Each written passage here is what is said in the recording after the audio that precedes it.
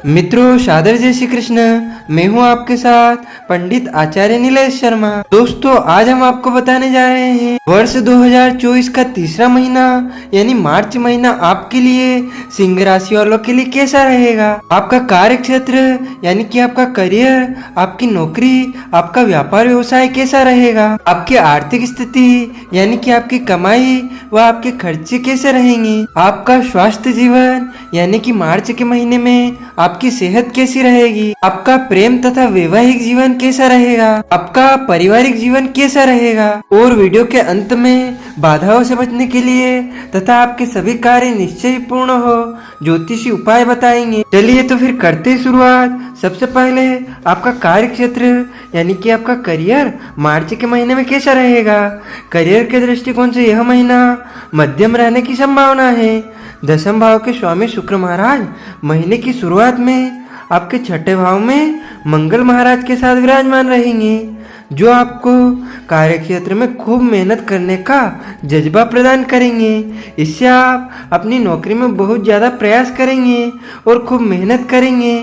7 मार्च को शुक्र दसम भाव में आ जाएंगे और मंगल भी 15 मार्च को दसम भाव में आ जाएंगे। इससे आपको अपने कार्य क्षेत्र में कुछ अच्छा लाभ होने की उम्मीद करनी चाहिए। जहाँ तक व्यापार करने वाले जातकों का सवाल है तो महीने की शुरुआत में सूर्य और शनि बुध के साथ सप्तम भाव में विराजमान रहेंगे।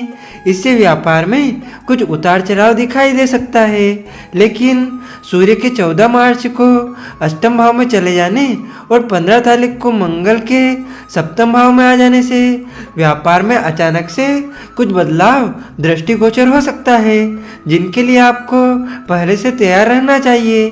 आपको इस महीने अपने व्यापार को उन्नत बनाने के लिए कुछ नए और बड़े बदलाव करने की आवश्यकता होगी, तभी आप अपने व्यापार को सुचारू रूप से आगे बढ़ा पाएंगे। आपकी आर्थिक स्थिति यानी कि आपकी कमाई व आपके खर्चे कैसे रहेंगे। आर्थिक दृष्टिकोण से देखें तो यह महीना आपके लिए मिश्रित परिणाम लेकर आएगा। महीने की शुरुआत में ही मंगल और शुक्र के छठे भाव में तथा राहु अष्टम भाव में विराजमान होकर आपको खर्चों को बढ़ाएंगे। खर्चों की गति इतनी ज़्यादा होगी कि आपको इन्हें संभालना मुश्किल होगा और इसका असर सीधे सीधे आपकी आर्थिक स्थिति पर पड़ेगा। दूसरे भाव में केतु के उपस्थित होने के कारण धन संचय करने में समस्या आएगी। केवल देवगुरु बृहस्पति ऐसे हैं जो आपको इन समस्याओं से निकालने में मददगार बनेंगे। हालांकि महीने के उत्तरार्ध में मंगल और शुक्र के सप्तम भाव में जाने से व्यावसायिक आमदनी बढ़ने से आपकी आर्थिक स्थिति में कुछ सुधार होगा और नौकरी में भी पदोन्नति के कारण कुछ तनख्वाह वृद्धि आपको मिल सकती है। लेकिन इस महीने आपको एक बात का ध्यान रखना होगा कि बिना सोचे समझे कहीं निवेश करने से बचे और धन को कुछ समय के लिए रोकने की कोशिश करें। व्यर्थ के खर्चों से जितना बच कर रहेंगे उसी से आपकी आर्थिक स्थिति ठीक हो पाएगी। आपका स्वास्थ्य जीवन यानी कि आपकी सेहत मार्च के महीने में कैसी रहेगी। यह महीना स्वास्थ्य के दृष्टिकोण से कमजोर रहने की संभावना है।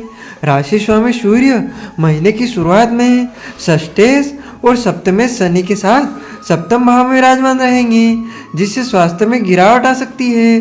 मंगल भी उच्च राशिगत होकर शुक्र के साथ छठे भाव में और राहु आठवें भाव में रहेंगे, जो स्वास्थ्य समस्याओं को सीधा सीधा दर्शाते हैं। इसीलिए अपने स्वास्थ्य का पूरा ध्यान रखें। देवगुरु बृहस्पति आपकी राशि पर दृष्टि डालकर आपको इन समस्याओं से बचाने की कोशिश करेंगे।